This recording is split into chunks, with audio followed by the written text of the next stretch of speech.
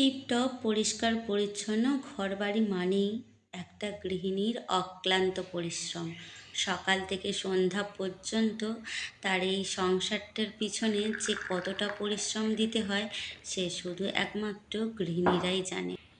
সকাল থেকে কিভাবে সমস্ত কাজ গুছিয়ে সংসারটাকে একদম টিপটপ রাখি, আর দিদি আমার জন্য কি গিফট আনলো সমস্তটাই আপনাদের সঙ্গে শেয়ার করব।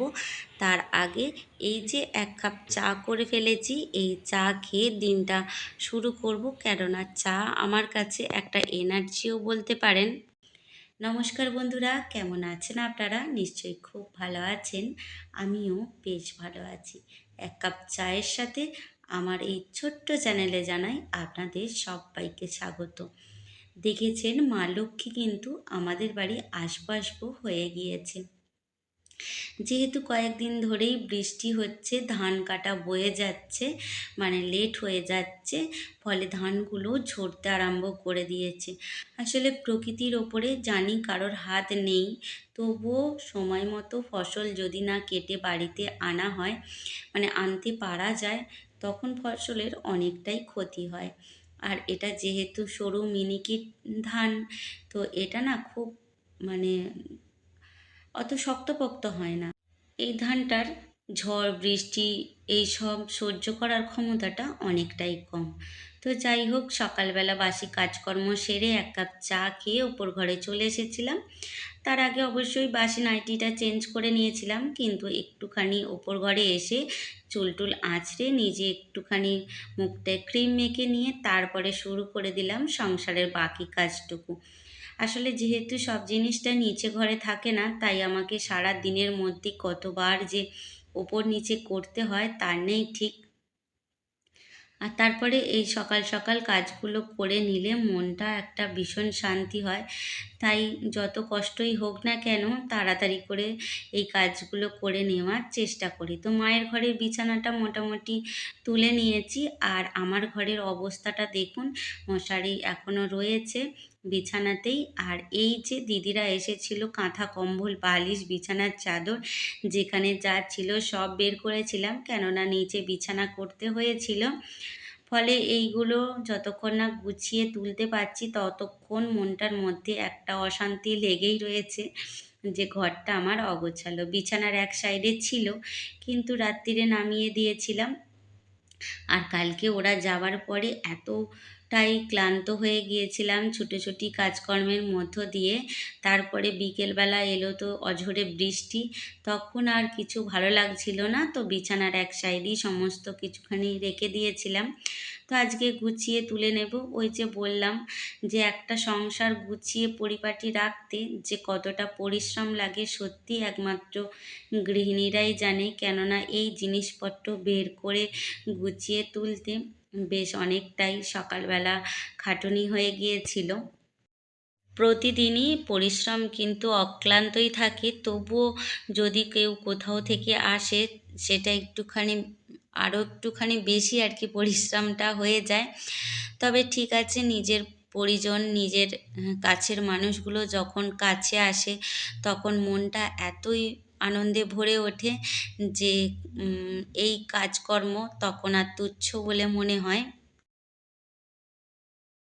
আমি হয়তো অনেক ভালো করে গুছিয়ে কাজকর্মগুলো দেখাতে পারি না, বা গুছিয়ে কথাও বলতে পারি না। তবে আমার এই অগোছালো কথাবার্তা আর আমার এই সংসারের টুকটাক কাজ আমি যেগুলো পারি, যেভাবে করি, আপনাদের যদি কোনো অংশে একটু হলেও ভালো লেগে থাকে, তাহলে আমার চ্যানেলটা আপনারা সাবস্ক্রাইব করতেই পারেন। তবে যে সকল বন্ধুরা অনেক ভালোবাসা দিয়ে অনেক সুন্দরভাবে আমার পাশে রয়েছেন, তাদের মন থেকে জানাই অনেক ধন্যবাদ। তো এই যে মশারিপত্র সমস্ত গুছিয়ে নিয়েছি, আর বিছানাটাও একটুখানি ঝেড়ে নিচ্ছি, আর বিছানার চাদরটা আমি একটুখানি উল্টে দিয়েছিলাম। আসলে আমার কাছে ঘুমটা হলো ভীষণ শান্তির একটা জিনিস। তো সারাদিন বিছানার মধ্যে অনেক দৌরাত্ম্য হয়েছিল, ফলে আমি বিছানার চাদরটা একটুখানি ঘুরিয়ে পেতে দিয়েছিলাম, যাতে ওই শান্তির ঘুমটা আমি ঘুমাতে পারি। তবে কালকে সারা রাত এসি চলেছিল, ফলে মোটা কম্বলটাও আমাকে বের করতে হয়েছিল। কেননা অনেক সময় দেখা যায় যে ঘরটা একটুখানি ঠান্ডা হয়ে গেলে বা একটুখানি মনে হয় যে না গরম লাগছে না, তখন কিন্তু আমি এসিটা বন্ধ করে দিই। সারা রাত এসি চালিয়ে আমি থাকতে পারি না। এই যে আপনাদের সঙ্গে কথা বলতে বলতে অনেকটাই কাজ কিন্তু গুছিয়ে নিয়েছি, আর কয়েকটা কম্বল বালিশ রয়েছে, এগুলো তুলে নেব, তাহলেই ঘরটা একটুখানি পরিষ্কার এবং পরিচ্ছন্ন হয়ে যাবে। তবে দিদি কালকে আমার জন্য কিন্তু একটা সুন্দর গিফট এনেছিল, সেটাও আপনাদের সঙ্গে শেয়ার করব। তবে আমার খুব পছন্দের জিনিস, আমি খুব পছন্দ করি এমন একটা জিনিস আমাকে উপহার দিয়েছে। আর তার সাথে রয়েছে চকলেট, কেননা আমি চকলেট খেতে ভীষণ ভালোবাসি।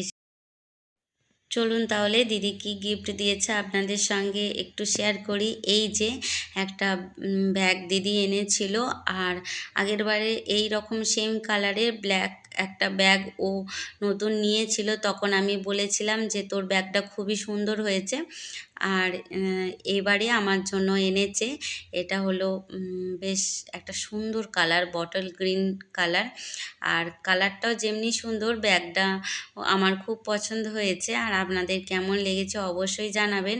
আর আমি প্রচণ্ড পরিমাণে ব্যাগ প্রিয় একটা মানুষ, তাই যদি ব্যাগ পেয়ে যাই তাহলে মনের মতো গিফট পেলে কে না খুশি হয় বলুন তো। আর এই যে চকলেটের প্যাকেটটা আমি কেটেও ছিলাম, আর দু একটা খেয়েওছি। তো এই চকলেটগুলো গুছিয়ে রেখে দেব কৌটোর মধ্যে, কেননা ঘুরতে ফিরতে খাওয়া যাবে। তো এই বক্সটা মানে এই যে কৌটোটা না, অনেক দিন থেকেই আমার কাছে রয়েছে। আমি কিন্তু এর মধ্যে এখনও পর্যন্ত কিছু রাখিনি। এটাও আমার গিফট পাওয়া একটা জিনিস বলতে পারেন। আমার এক জাততো দিদি দিয়েছিল, তো সেই মানে গিফটটাই রয়ে গিয়েছিল। তো ভাবছি যে এর মধ্য থেকে একটা কৌটো নিয়ে এতে চকলেটগুলো ঢেলে রাখবো। আমরা যতটা ক্যামেরা বন্দি করি কাজ, কিন্তু কাজটা তার বাইরে অনেকটাই থাকে। যতটা আমরা সারাদিনে কাজ করি সেটা দেখানোটা সত্যিই হয়তো কারোর পক্ষেই সম্ভব হয় না। জানি না, আমার ক্ষেত্রে তো একদমই হয় না। কেন, এই সারাদিনে যে শুধু এইটুখানি কাজ নয়, এর বাইরে হাজারো কাজ আমরা মেয়েরা গৃহিণীরা করে থাকি। তো যাদের ছোট বাচ্চা আছে তাদের তো আরও বেশি কাজ। এই তো আমি সুন্দর করে ঘর গুছিয়ে একবার যদি চলে যাই নিচের ঘরে রান্নাবান্না বা বাকি কাজগুলো করতে, দেখা যাবে কি যেখানকার জিনিস সেখানেই আমার রয়েছে। কিন্তু এটা যদি ছোট বাচ্চার একটা বাড়ি হতো, তাহলে ভাবুন তো তার যে কতটা কষ্ট সমস্ত কিছু গোছানো, আবার সেই সারাদিন একই কাজ চলতে থাকে। তো যাই হোক, এই তো চলে সারা দিনের কাজকর্ম। তো চকলেটটাও এখানে রেখে দিলাম। ঝাড়টা দিয়ে নিলেই মোটামুটি ওপরের ঘরের কাজকর্মগুলো সমস্তটাই হয়ে যাবে। তারপরে চলে যাব টিফিন করতে, কেননা এত কাজ করতে করতে টিফিন খাওয়ার সময়ও হয়ে গেছে, আর খিদে প্রচণ্ড পরিমাণে পেয়েছে। সকালবেলা সিদ্ধ ভাত হয়েছে, আপনাদের দাদাভাই খেয়ে বেরিয়ে গেছে কাজে। তো তার জন্য চিন্তা নেই আর, কিন্তু আমার বা মায়ের জন্য একটুখানি কিছু করে নিতে হবে। কেননা আমরা তো বেলার দিকে খাই, ওই 9:30 10টার সময় করে টিফিন করি। তখন আর সিদ্ধ ভাতটা আমার একদমই ভালো লাগে না। আর সিদ্ধ ভাত একবার যদি খাই তাহলে দুপুরে আর ভাত খেতে পারি না। তো এই অভ্যাসটা কেন কি জানি আমার মধ্যে রয়েছে। তো এই যে দেখুন, ঝাড়ুটাও আমার দেওয়া হয়ে গেছে, তবে কালকে মুছেছি বলে আজকে আর মোছার কোনো চিন্তা ভাবনা করছি না।